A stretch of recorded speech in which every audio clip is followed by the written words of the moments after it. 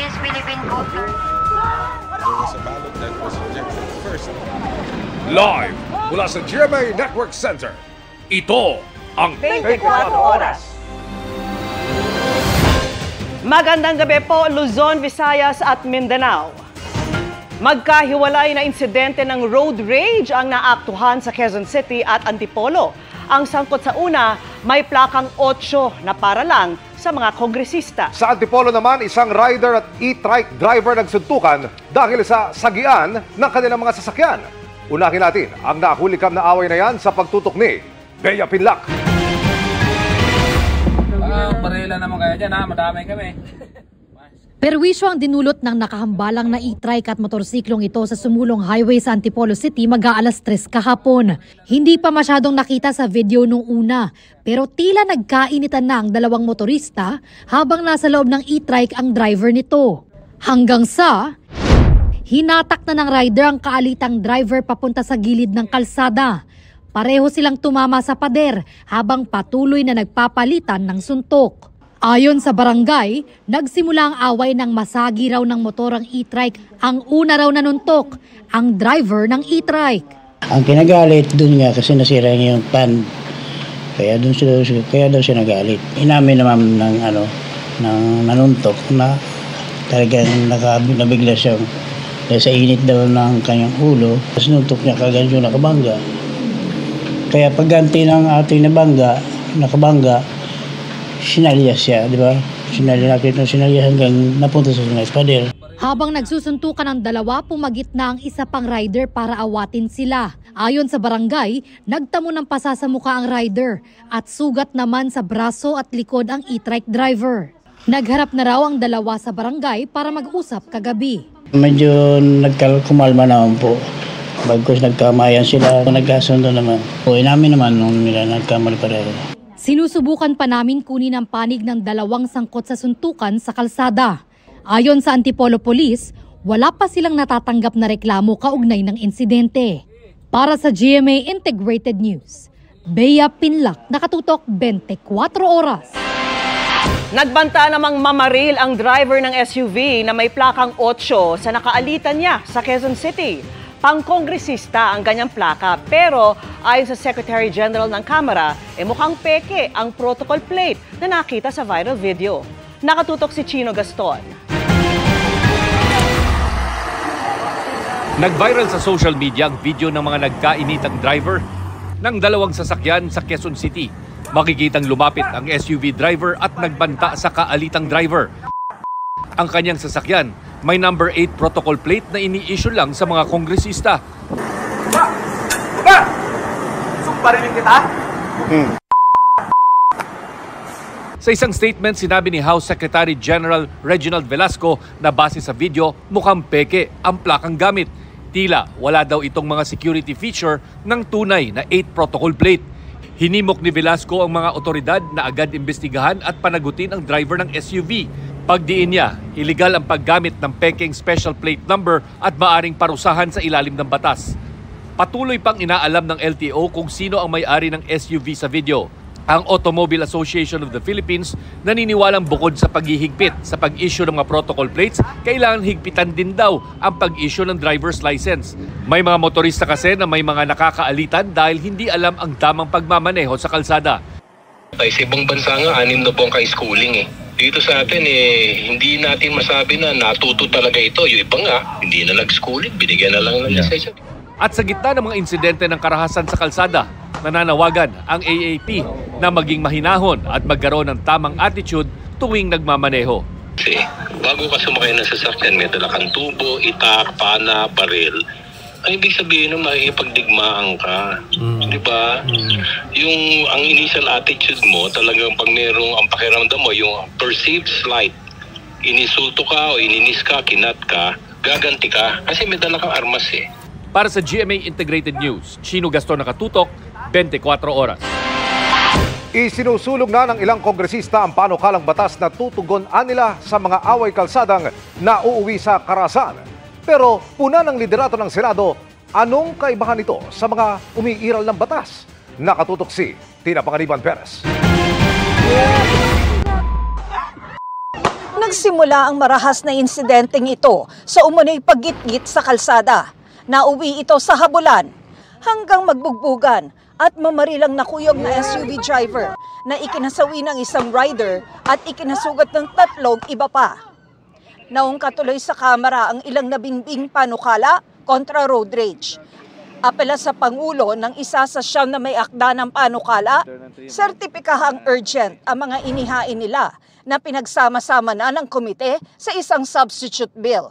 Kasama sa mga ipinagbabawal sa panukala ay ang hindi maayos na pagmuestra, pagmumura, pang-iinsulto, pisikal na pag-atake at pagbabanta o anumang pananakot sa ibang motorista o pasahero. Hindi bababa sa 250,000 pesos na multa at 6 na buwang pagkakulong ang panukalang parusa para pa lang sa mga nabanggit na gawi sa taas.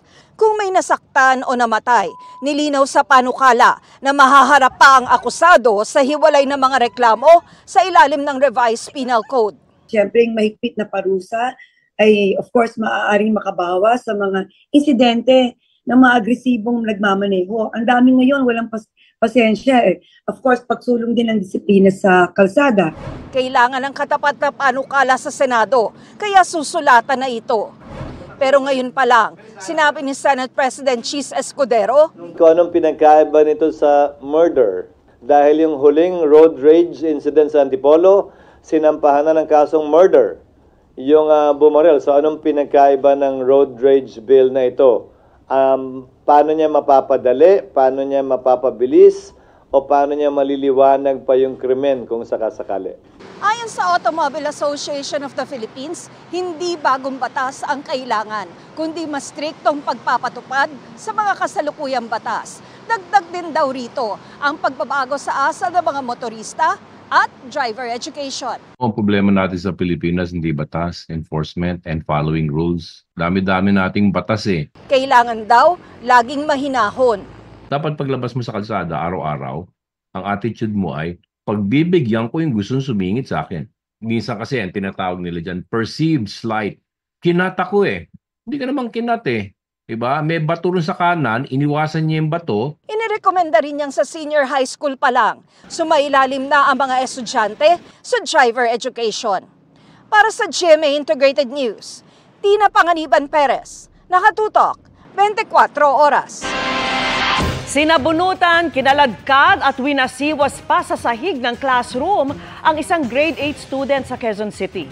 Ang mga kumuyog, kanyang mga kaeskwela. Nahuli kamyan at tinutukan ni Ian Cruz. Pinalibutan ng mga kaeskwela ang babaeng estudyanteng ito sa loob ng isang classroom sa Bagong Silangan sa Quezon City. May puntong pinagtatawanan siya at tila sinisindak at maya-maya pa.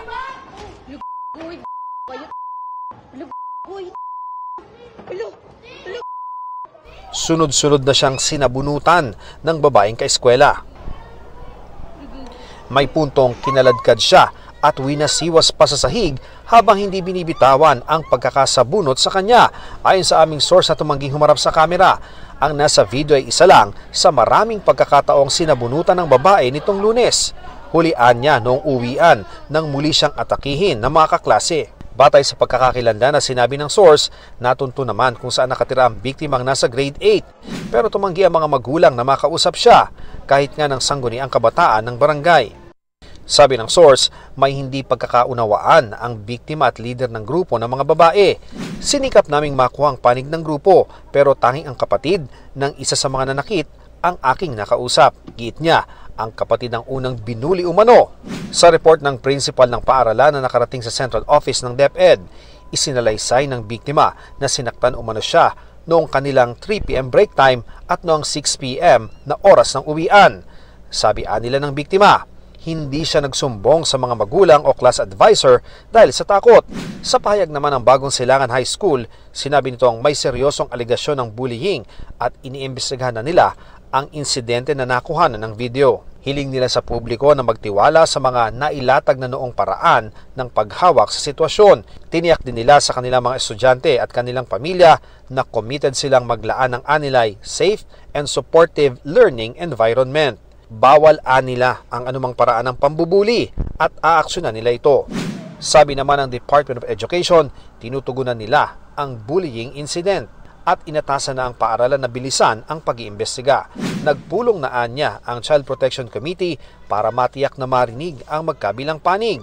Titiyakin anya ng DepEd ang suporta sa nabuli at iba pang sangkot habang gumugulong ang investigasyon. Humingi na rin ng tulong ang DepEd sa Philippine National Police para tumulong sa investigasyon. Para sa GMA Integrated News, Ian Cruz, nakatutok 24 oras.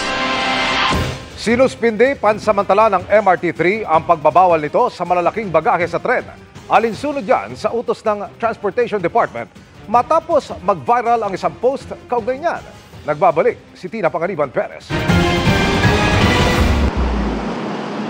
Bitbit ni Antoinette Godoy ang isang malaking maleta pagsakay niya ng MRT3 kanina. Mas maginhawa raw kasi na sumakay ng tren kaysa humanap ng ibang masasakyan. Kagaya po namin may mga ganito kaming dala. Eh di hassle naman po kung paano pa po maghahanap pa po kami ng ibang sasakyan. Walang problemang nakasakay si Antoinette dahil sinuspindi ng pamunuan ng MRT3 ang pagbabawal sa pagsasakay ng mga bagaheng mas malaki sa 2 feet by 2 feet. Ipinagbawal ito kamakailan dahil kumakain ng malalaking bagahe ng espasyo na pwede pa sana para sa dagdag na pasahero. Kinwestiyon ito mismo ni Transportation Secretary Vince Dizon at ipinag-utos na agad itong suspindihin at i-review dahil lalo lang itong magpapahirap sa mga commuter. Nangako si MRT3 General Manager Michael Capati na pag-aaralan ulit ang polisiya. Tiniyak din ng pamunuan ng tren na pakikinggan ito ang mga rekomendasyon ng mga pasahero sa pagbalangkas ng mga patakaran. May mga commuters na galing ng probinsya, siyempre malaki yung dala. So paano naman yun paano mapapadali yung commute ng tao kung lilimitahan nila, di ba? Kaya sila nag-MRT number 1, gusto nila mapadali. Di ba po? Kasi ilang minuto lang ang biyahe. Para sa GMA Integrated News, Tina Panganiban Perez, nakatutok 24 oras. Bumagal ang pagmahal ng mga produkto at serbisyo sa bansa o inflation nitong Marso. 1.8% lang ang inflation rate ayon sa Philippine Statistics Authority, mas mabagal sa 2.1% noong Pebrero. Mas mababa rin ito kumpara sa inflation rate noong March 2024 na 3.7%. Nakaambag sa pagbagal ng inflation nitong Marso ang mabagal ding pagmahal ng food at non-alcoholic beverages.